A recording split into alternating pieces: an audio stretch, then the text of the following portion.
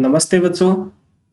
आज की इस क्लास में हम कक्षा 6 की गणित की प्रश्नावली 5.2 के सवालों को हल करेंगे, जिसमें जो अध्याय 5 है वो प्रारंभिक आकारों को समझना। तो वीडियो शुरू करें उससे पहले आप इस वीडियो का लिंक अपने अन्य साथियों को शेयर कर दें, जिससे उनको भी इसका लाभ मिल सके। और चैनल पर यदि आप पहली बार आए हैं तो चैनल को सब्सक्राइब कर बेल आइकन के ऑल बटन को अवश्य प्रेस कर लें, ताकि अगली क्लास का वीडियो जैसे ही चैनल पर अपलोड हो उसकी सूचना आपको मिल जाए। तो चलिए अब शुरू करते हैं हमारी क्लास और हल करते हैं इस प्रश्नावली के एक एक प्रश्न को। सबसे पहले देखिए पहला सवाल है, उसमें देखिए क्या ज्ञात करना है। घड़ी की घंटे वाली सुई एक घूर्णन के कितने भिन्न घूम जाती है जब वह, ये अब इसमें 6 सवाल हैं वो दिए गए हैं। तो सबसे पहले आप घड़ी को समझिए। देखिए ये घड़ी है, उसमें कुल 12 अंक होते हैं। तो 12 अंक हैं वो घूमती है। उसमें से 12 से जब वो 1 पे जाती है तो वह 1 अंश घूमती है। और जब ये घड़ी की कोई भी सुई है, जैसे घंटे वाली सुई है, वो 1 चक्कर पूरा लगा लेती है तो वो होती है 1 घूर्णन। ठीक है, तो अब हमें इसमें भिन्न बताना है। तो इसमें यानी 12 भाग हैं, 12 अंक हैं, तो बटा के नीचे आपको 12 लिखने हैं। और जितने अंक ये घूमती है उतने अंक इस बटा के ऊपर लिख देने हैं। जैसे 3 अंक घूमी, 12 से लेकर के 3 तक आएगी तो ये 3 अंक हो जाएगी, तो ये हो जाएगा 3/12। अगर 1 पे आती है तो वो 1/12, 2 पे आती है तो 2/12। फिर उसको सरल करके हम भिन्न के रूप में ज्ञात कर लेंगे। तो देखिए इसका सॉल्यूशन एक एक जो पार्ट्स है उसको सरल करते हैं।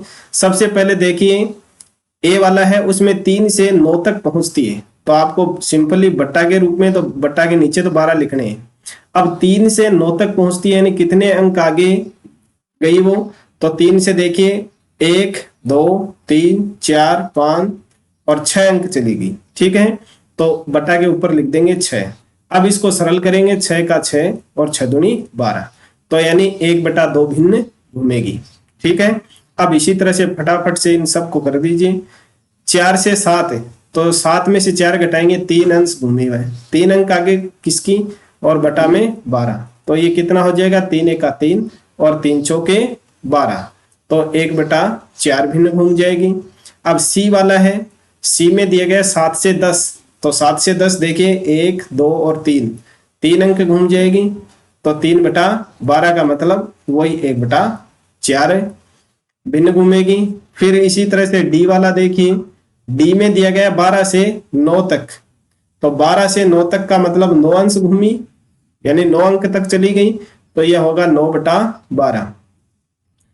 1 2 3 4 5 6 7 8 9, तो 9/12, तो 3 3 9 और 3 चौके 12, 3/4 भिन्न। इसी तरह से ई है, ई में 1 से 10 तक, तो 1 से 10 तक देखे गिनिए, 1 से 2 तक जाएगी 1, फिर 2 3 4 5 6 7 8 और 9, 1 से 10 तक जाने का मतलब 9/12, और सरल करेंगे तो वो आएगा 3/4 भिन्न। इसी तरह से एफ है, एफ में बताया गया है 6 से 3 तक, तो 6 से देखिए यहाँ 6 से चलेगी, फिर 12 के ऊपर जाएगी, तो 6 तो ये हो जाएंगे, 3 ये हो जाएंगे, तो यहाँ भी कितने होंगे, 9/12। सरल करेंगे वही 3/4 भिन्न आएगी। ठीक है, तो पहला सवाल है वो आपको इस तरह से हल करना है। अब देखिए 2 का सवाल, दूसरा सवाल है, उसमें देखिए एक घड़ी की सुई कहाँ रुक जाती है यदि वह 12 से प्रारंभ करे और घड़ी की दिशा में आधा घूर्णन करे। तो यानी जब घड़ी की सुई 12 से चल करके 12 के ऊपर आ जाती है तो 1 घूर्णन पूरा कर लेती है। तो यानी इस तरह से इसमें ये आप इसको इस तरह से समझिए, जब वह 12 से 3 पर जाएगी तो 1/4 घूर्णन करेगी, और जब 12 से 6 पर चली जाएगी तो 1/2 घूर्णन, और 12 से 9 पर आएगी तो 3/4 घूर्णन, और 12 से 12 के ऊपर आ जाएगी, इसका मतलब 4/4 घूर्णन का मतलब 1 घूर्णन वह पूरा कर लेगी। तो अब हमें इसमें देख करके बताना है कि कितने घूर्णन वो पूरा करेगी। 12 से प्रारंभ करे और घड़ी की दिशा में, घड़ी है वो इस तरह से घूमती है, तो ये घड़ी की दिशा हो गई और विपरीत दिशा इस तरह से उल्टी हो गई, तो घड़ी इस तरह से घूम रही है, तो यानी आधा घूर्णन पूरा करेगी। तो आधा का मतलब सीध में, 12 के सीध में ही चली जाएगी वो घूम करके, तब आधा हो जाएगा इसका। तो यानी 6 के ऊपर जाकर के वो रुकेगी। कहाँ रुकेगी? 6 पर। ठीक है। अब इसी तरह से 2 से प्रारंभ करिए और घड़ी की दिशा में आधा घूमे, तो 2 की सीध में देखिए आधा तभी होगा इस तरह से, ये है 2 की सीध में कौन सा अंक आ रहा है? 8 आ रहा है, तो आधा घूर्णन तभी होगा जब वह 8 के ऊपर रुक जाएगी। ठीक है। 5 से प्रारंभ करें और घड़ी की दिशा में 1/4, तो 5 से घूर्णन, 5 से प्रारंभ करें, तो 5 से प्रारंभ करके अगर वो 11 के ऊपर पहुंचेगी तो 1/2 कर लेगी। अब इसका आधा करें तो आधा कहाँ होगा? 8 के ऊपर, 1/4 ही करना है, तो ये 8 के ऊपर आकर के रुकेगी। यानी 3 अंक आगे देख लेना है आपको, वो 1/4 है, 6 अंक आगे का मतलब 1/2 और 9 अंक का मतलब 3/4 घूर्णन, और 4 पूरा यानी जहां से चली है वहां पर आकर के रुक जाएगी, तो वो 1 घूर्णन पूरा हो जाएगा। तो यानी 1/4 घूर्णन का मतलब 3 अंक आगे देखना है आपका। 5 से शुरू हुआ तो 1, 2 और 3, 8 के ऊपर चली जाएगी। और फिर है 5 से प्रारंभ करे और घड़ी की दिशा में 3/4 घूर्णन पूरा करे, इसका मतलब 9 अंक आगे जाएगी। तो 5 से आगे आपको 9 चलना है, तो 5 से आगे 9 चलने का मतलब 2 के ऊपर आकर के वो रुकेगी। ठीक है। आधा घूर्णन है वो 5 की सीध में आ रहा है 11, यहां तक हो जाएगा आधा घूर्णन। फिर पाव और देखना है आपको 1/4, तो इसका मतलब 3 अंक आगे देखना है, तो 1, 2 और 3, 2 पे आकर के रुक जाएगी। तो 2 का सवाल आपको इस तरह से करना है। अब देखिए तीसरा सवाल। तीसरा सवाल है उसमें दिशाओं को लेकर के है। तो यहां देखिए आप किस दिशा में देख रहे हो। यदि आप प्रारंभ में, तो सबसे पहले आप दिशाओं को समझ लीजिए। कागज होता है, पेपर होता है, उसमें ऊपर की तरफ आपको उत्तर मान के चलना है, तो उत्तर के विपरीत में दक्षिण हो जाएगा, और फिर दाहिनी तरफ में पूर्व हो जाएगा, और बाईं तरफ में पश्चिम हो जाएगा। ठीक है। इस तरह से आपको मान के चलना है। अब देख रहा है कि आप किस दिशा में देख रहे हो। यदि आप प्रारंभ में पूर्व की ओर देख रहे हो, मान लिया आप इस तरफ पूर्व की तरफ देख रहे हो और आधा घूम जाए, आधा घूम जाने का मतलब इसके विपरीत में आ जाएंगे, तो कौन सी दिशा हो जाएगी? पश्चिम दिशा। अगर पूर्व में देख रहे हैं आधा घूर्णन पूरा कर लेंगे तो आप पश्चिम की तरफ देख रहे होंगे। फिर है पूर्व की ओर देख रहे हो और घड़ी की दिशा में 1/1 सही 1/2 घूर्णन पूरा करेंगे, तो 1 घूर्णन पूरा करते ही तो आप फिर से पूर्व की दिशा में देखने लग जाएंगे, पूर्व की तरफ, और आधा घूर्णन वही पूरा करने के बाद में कौन सी दिशा में आ जाएंगे आप? पश्चिम दिशा की तरफ देखने लग जाएंगे। यह हो जाएगा पश्चिम। फिर है पश्चिम की ओर देख रहे हैं, अब आप इस तरफ देख रहे हैं पश्चिम की तरफ। ठीक है। और घड़ी की विपरीत दिशा में, घड़ी की विपरीत दिशा यानी घड़ी इस तरह से घूम रही, सही तो घूमती है इस तरह से, विपरीत दिशा में घूमने का मतलब 3/4, तो 1/4 ये, और ये 1/4 और ये 1/4। ठीक है। तो यानी यहां आप पश्चिम की तरफ देख रहे हैं, 3/4 घूमे, तो 3 यहां हो गए, तो किस तरफ चले गए आप? आपका मुंह हो गया उत्तर की तरफ। कौन सी तरफ हो गया? उत्तर की तरफ। अब है दक्षिण की ओर देख रहे हैं, अब आप देख रहे हैं यहां दक्षिण की तरफ, यह है दक्षिण, इस तरफ आप देख रहे हैं, और 1 घूर्णन पूरा कर लें, तो 1 घूर्णन का मतलब यानी घड़ी की दिशा में आप घूमते हैं चाहे विपरीत दिशा में घूमते हैं, 1 घूर्णन पूरा करते ही आप उसी दिशा में मुंह कर लेंगे, तो आप कौन सी दिशा में होंगे? दक्षिण दिशा में। आपका मुंह है वो दक्षिण में होगा। ठीक है। अब देखिए नीचे क्या दिया गया है। क्या इस अंतिम प्रश्न के लिए हमें घड़ी की दिशा या घड़ी की विपरीत दिशा की बात करनी चाहिए? क्यों नहीं? क्योंकि घड़ी की दिशा और घड़ी की विपरीत दिशा, चाहे आप किसी भी तरफ से घूमे, वामावर्त घूमे या दक्षिणावर्त घूमे, 1 घूर्णन पूरा करने पर आपके उसमें किसी तरह का कोई फर्क नहीं पड़ेगा। चाहे आप दक्षिण होकर के घूमिए या सही दिशा में घूमिए, चाहे विपरीत दिशा में घूमिए, उस पर कोई फर्क नहीं पड़ेगा। ठीक है। 3 का सवाल आपको इस तरह से करना है। अब देखिए नेक्स्ट चौथा सवाल। चौथा सवाल है उसमें देखिए क्या दिया गया है। चौथा सवाल है, उसमें है कि आप एक घूर्णन का कितना भाग घूम जाएंगे यदि आप पूर्व की ओर मुख किए खड़े हैं। वही आपको दोबारा से समझना है। ये उत्तर, ये दक्षिण, और ये पूर्व, और ये पश्चिम। आप एक घूर्णन का, तो एक घूर्णन है उसमें तो होते हैं कितने, 4 भाग होते हैं, 1 2 3 और 4। ठीक है, 4 भाग होते हैं। तो अब इसमें पूछा गया है कि यदि आप पूर्व की ओर मुख करके खड़े, यहाँ पूर्व की तरफ हमने मुंह कर रखा है, और घड़ी की दिशा में घूमकर उत्तर की ओर, यहाँ घड़ी की दिशा में इस तरह से घूमे, उत्तर की तरफ आपने मुंह कर लिया, तो कितने भाग घूम गए आप, 1 भाग, ये 2 और ये 3, तो कितना भाग घूमेंगे, 3 भाग। तो ए वाला है, नीचे लिख देते हैं, ए का है उसमें आप घूमेंगे 3 भाग, या इस तरह से लिख दीजिए 3/4। ठीक है, घूर्णन का यानी पूरा भाग है वो 4/4 होता है, और एक घूर्णन का आपको बताना है तो 3/4 घूम जाएंगे। फिर देखिए बी वाला, दक्षिण की ओर मुख करके खड़े हैं। दक्षिण ये नीचे की तरफ है, ये दक्षिण है, इसकी तरफ आप मुंह करके खड़े हैं, दक्षिण की तरफ है, और घड़ी की दिशा में घूमकर पूर्व की ओर, यहाँ घड़ी की दिशा में आप इस तरह से घूमे और पूर्व की तरफ आपने मुंह कर लिया, तो वो ही आपका कौन सा भाग हो गया, 3 भाग, या आप इसका आंसर लिख देंगे 3/4 भाग। घूर्णन का 3/4 भाग घूम जाएंगे। अब देखिए सी वाला, सी में दिया गया है, सी में है कि पश्चिम की ओर मुख किए खड़े हैं। यहाँ ये पश्चिम है, इस तरफ आपने मुंह करके खड़े हैं, घड़ी की दिशा में घूमकर पूर्व की ओर, घड़ी की दिशा में इस तरह से घूमे और यहाँ पूर्व की तरफ आपने मुंह कर लिया, तो कितना भाग घूमे आप, 2 भाग, और घूर्णन का हो गया 1/2 भाग। ठीक है, 1/2 भाग यानी आधा घूम गए आप इस पूरे घूर्णन का। तो इस तरह से आपको चौथा सवाल हल करना है। अब देखिए 5 का सवाल, 5 का सवाल है, उसमें देखिए क्या ज्ञात करना है, घड़ी की घंटे की सुई द्वारा घूमे गए समकोणों की संख्या ज्ञात कीजिए।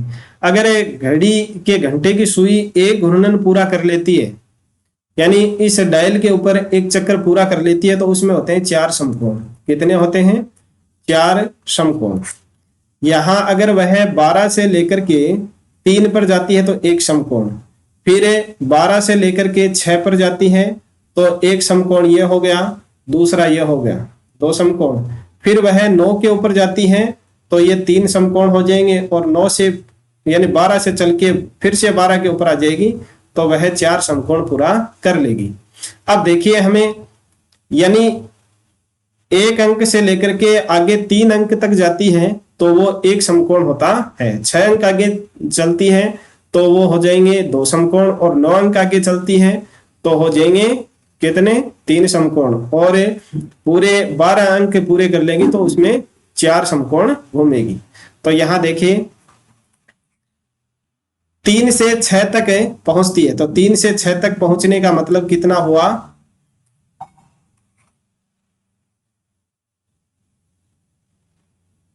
3 से 6 तक जाने का मतलब यानी 3 अंक आगे घूमी तो वो हो गया 1 समकोण। ठीक है, आपको इनका अंतर देखना है, और अंतर देख करके 3 के हिसाब से आपको 1 समकोण बनाना है। फिर 2 से 8 पर जाती है, तो 2 से 8 पर जाने का मतलब वह है, देखिए यहाँ एक सीध में बन रहे हैं तो यानी 2 समकोण घूम जाएगी, 2 समकोण यानी 6 अंक आगे जाएगी। फिर 5 से 11, तो 5 यहाँ है, 5 से 11 जाने का मतलब भी कितना हो गया, 2 समकोण, 6 अंक आगे चली गई। और फिर 10 से 1 तक पहुंचने में 10 है, और यहां से ये जाएगी तो 1 समकोण पूरा करेगी। डी वाला है उसमें हो जाएगा 1 समकोण। फिर है ई का 12 से 9 पर जाती है, 12 से 9 पे जाने का मतलब मैंने अभी बताया था आपको 3 समकोण, 3 समकोण। और फिर एफ वाला है उसमें 12 से 6 पे, 12 से 6 पे जाने का मतलब 2 समकोण।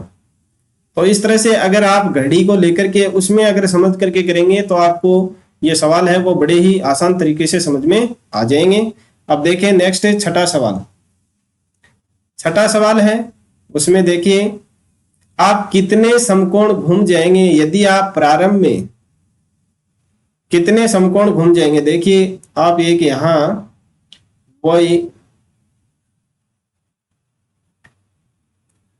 ये मान के चलिए, अब इसमें ऊपर की तरफ है आपका उत्तर, ये नीचे दक्षिण, ये पूर्व और ये पश्चिम। ठीक है, आप कितने समकोण घूम जाएंगे यदि आप प्रारंभ में दक्षिण की ओर मुख करके खड़े हैं, यहां आपने मुंह कर रखा है, और घड़ी की दिशा में पश्चिम की ओर घूम जाते हैं। घड़ी की दिशा में यहां तक चल करके आप यहां पहुंच गए, तो यहां से यहां तक कितना समकोण हो गया, एक समकोण। तो जो ए वाला है उसका आंसर हो जाएगा एक समकोण। फिर देखिए बी में उत्तर की ओर मुंह करके खड़े हैं, यहां हमने मुंह करके खड़े हैं और विपरीत दिशा में वामावर्त यानी घड़ी इस तरह से घूमती है तो हमें घूमना है घड़ी की विपरीत दिशा में और पूर्व की ओर चले जाना है। यहां से हम चले और इस तरफ आए पश्चिम दक्षिण और ये पूर्व की तरफ हमने मुंह कर लिया, तो कितने समकोण घूम गए आप, एक, तो ये हो गया एक, ये हो गया और एक हो गया, तो तीन समकोण हम घूम गए, तीन समकोण। फिर सी वाला देखिए, पश्चिम की ओर देख रहे हैं, इनको चलिए मैं मिटा देता हूं जिससे आप कंफ्यूज नहीं हो। पश्चिम की ओर देख रहे हैं, यहां आप देख रहे हैं पश्चिम की तरफ, ठीक है, और पश्चिम की ओर ही घूम जाए वापस, चाहे किसी भी दिशा में घूम करके आप घड़ी की दिशा में घूमे या घड़ी की विपरीत दिशा में घूमे, वापस पश्चिम की ओर आ गए तो कितने समकोण घूम गए आप, चार समकोण, क्योंकि घड़ी के डायल है उसमें चार समकोण बनते हैं।